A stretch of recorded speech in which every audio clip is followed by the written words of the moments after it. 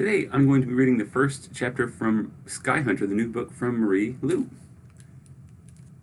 And it starts with, I'll show you, there's a little map of the Carenza Federation. There, it looks kind of shaped like a heart, doesn't it? Skyhunter. Ghosts travel in packs. This is the first lesson you're taught when you become a striker. You learn that ghosts used to be human before the Carenza Federation strapped them down and poured dark poison down their throats, twisting them into monstrous war beasts. Now you'll see them hunting in the forests, at the foothills of the mountains in groups of 6 or more, a grotesque contrast to the serene, snow-dusted landscape. Their faces are white as ash, their skin split with deep cracks that expose scarlet, rancid flesh underneath. They're taller and stronger than any human who has ever lived, their limbs grown out all wrong, spindly like a spider's. They smell like blood and earth. Though their eyesight is poor, they can detect movement well. Their hearing is superb, their ears stretched long and tapering to points. They can make out human voices a mile away. In their territory, to speak is to be found, so we remain silent, invisible to the eye and ear. Their teeth, too, grow longer and sharper than ours. The discomfort of it makes them gnash their fangs constantly, slicing new tears into their already ripped and rotting mouths. That's how you know they're coming, the grinding sound. But the most important thing to remember is this. To kill a ghost, you must starve its eternally regenerating body. To do this, you must bleed a ghost out, cutting it at its neck, the only place with a vulnerable vein. It's what I've trained my whole life to do. My name is Talon.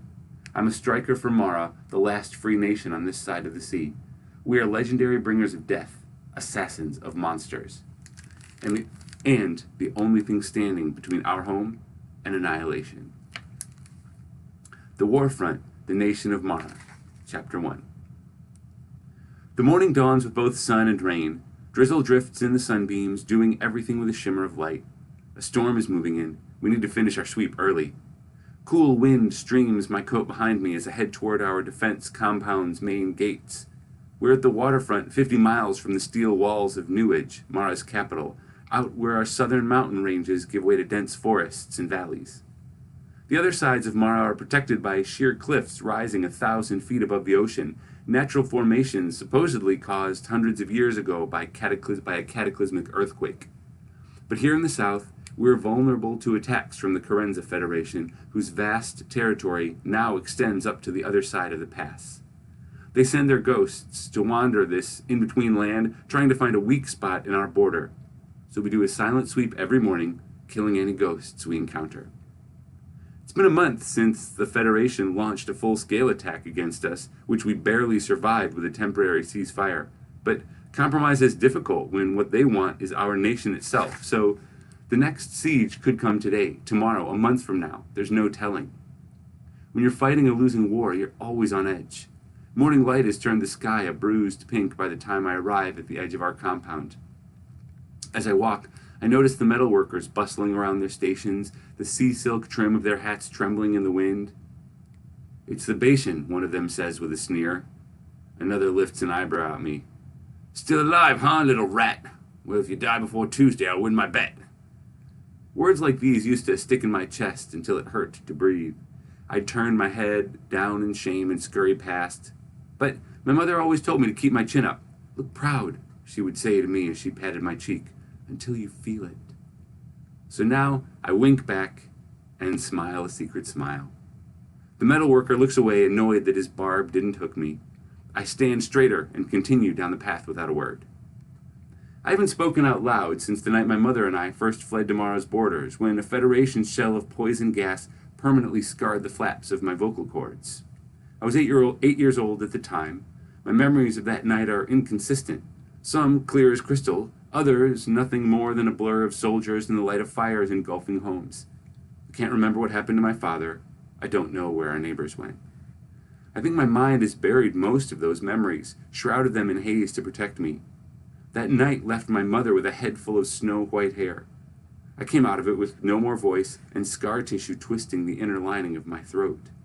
To this day, I'm not sure if I can't speak because of those scars or because of the trauma of our escape. of what I witnessed the Federation doing to our people? Perhaps it's both. All I know is that when I open my mouth, what's left is silence.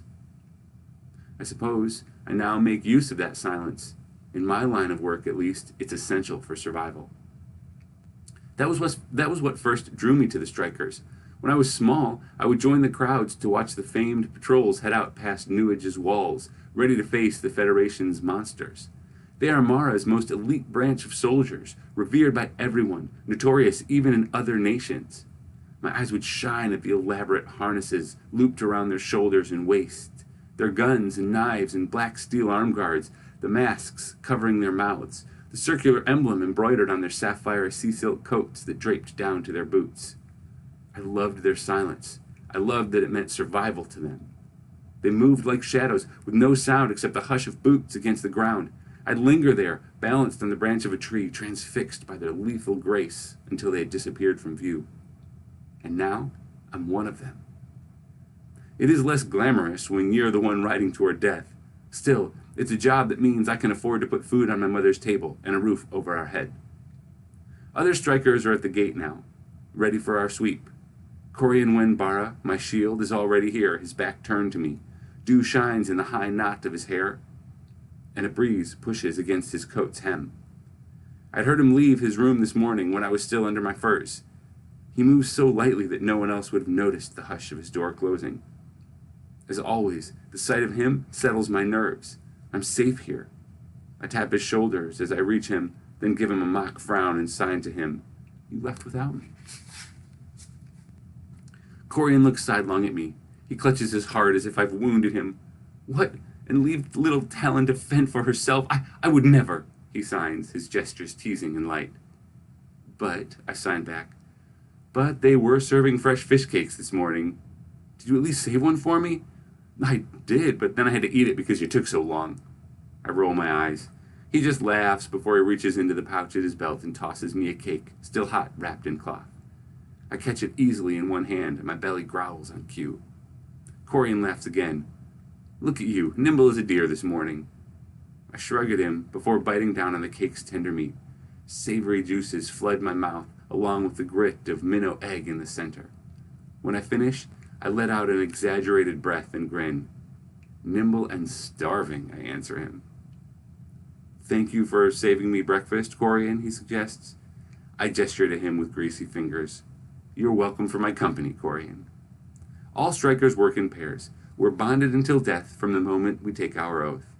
Corian and I have trained together, have fought side by side, have been able to guess each other's thoughts since we were 12. I'm more a sister to him than his blood sisters. When I move, he watches my back. When I lead, he follows. I do the same for him in return. Our lives are intertwined, one indivisible from the other. He is my shield, what we call our striker partner. I am his. We're a strange pairing. Corian and I have always been opposites in everything. He is the third-born, son of the Bara family, one of the wealthiest in Newage. His appearance is golden in every way. When he laughs, he leans into it with his entire body, a constantly shifting mosaic of strong lines. It's the kind of aura that you can't help but be drawn toward. People buzz around him at holiday banquets, all eager to be seen chatting with him. My full name is Talon Kanami. I'm a refugee from Basea, a nation south of Mara that fell to the Federation 10 years ago. My skin is light brown, my eyes green and slender and long-lashed, my hair so black that it shines blue like a slick of oil in the night. I'm proud of my Basean features, but many in Mara call refugees like me rats. The Maran Senate has banned us from serving in the striker patrols. I'm only here because Corian asked the First Blade to make an exception for me. Now that we've eaten, Corian and I do our routine weapons check, making sure our blades are fresh and bullet chambers are loaded. "Daggers," he calls out.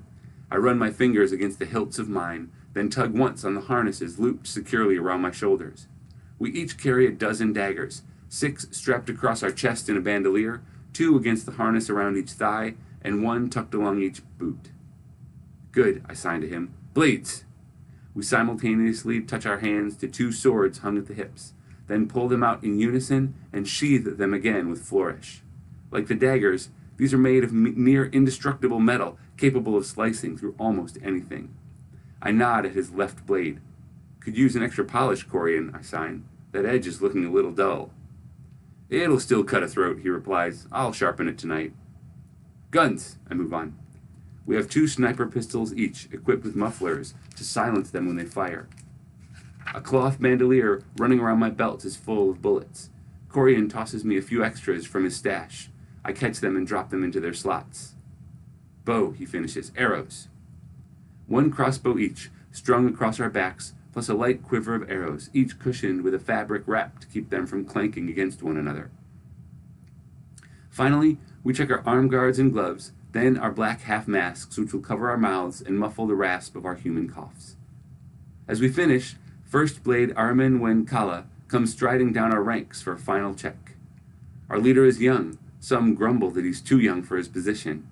Not long ago, he trained alongside the rest of us as a recruit, but even a few short years as the First Blade has prematurely streaked silver into Armin's thick knot of hair tied atop his head. His eyes are gray and hard as a thunderstorm, rimmed with ferocious, dark powder. His lips are twisted down in a permanent scowl. Black fragments of jawbone stud his ears like multiple earrings. Following the tradition of other strikers who have lost their shields in the past, the First Blade had cut those bones straight out of the ghosts that had killed his own partners years ago. It's hard to grow old in this profession. You promote who you can. He progresses along our line, stopping occasionally in front of the newer recruits to check a harness, tilt the chin up, offer a few words of courage. Talon, he says when he reaches me. I place my fist against my chest and salute to him. He does the same before moving on. Finally, when he finishes, he stands before us one last time. There are no speeches of glory, no rousing battle cries.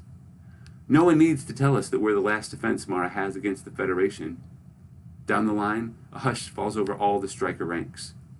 We pull on our masks at the same time, covering the bottom half of our faces in black. Corian looks straight ahead, his features flattened in concentration. My heart hardens into stone. My mind pushes away everything except a single goal: protect my country. The First Blade gives the order. We step forward as one, out into the silent world. That's most of the first chapter of Skyhunter by Marie Lu, which is available for checkout in the Chief Self Library. You can put it on hold and check it out today.